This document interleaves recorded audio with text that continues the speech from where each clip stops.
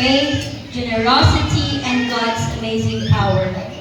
Have you ever thought, what can I do? I'm just one person. Well, today we'll learn how even the smallest gift, when given to God, can make a big difference. One day, a big crowd followed Jesus. They wanted to hear his words and see his miracles. But as the day went on, the people started to feel hungry.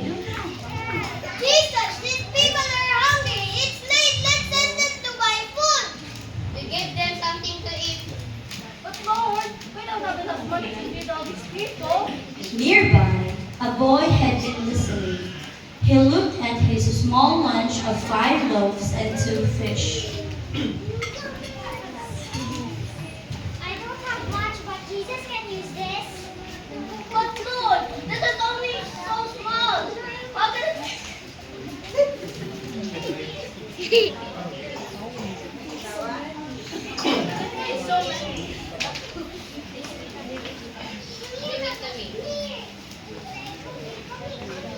The boy handed his lunch to Jesus, trusting that even something small could make a big difference.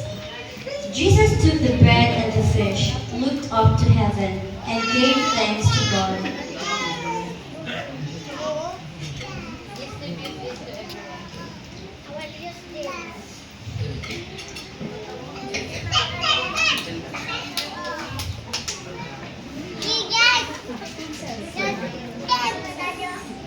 The food keeps coming. It's enough for everyone. This is a miracle.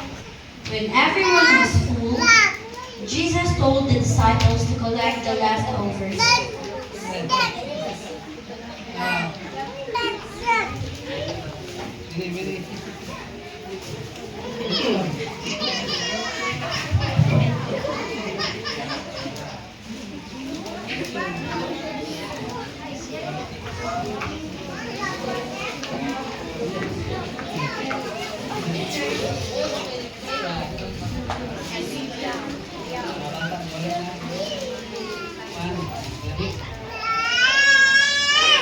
There are 12 baskets left. That's more than we started with. This miracle shows God's power and love. God can take small things and use them to do great things. Never think there's God. Big is too small. The boy smiled, knowing his lunch had been part of something great. The crowd marveled at God's power and love. And so, the crowd was fed, not just with food for their stomachs, but with faith for their hearts. The boy's small gift became part of God's big plan, showing that when we trust Him and give what we have, God can do amazing things. This story isn't just about a miracle long ago. It's a reminder for all of us, whatever talents, time, or resources we have, God can use them to bless others and multiply His love.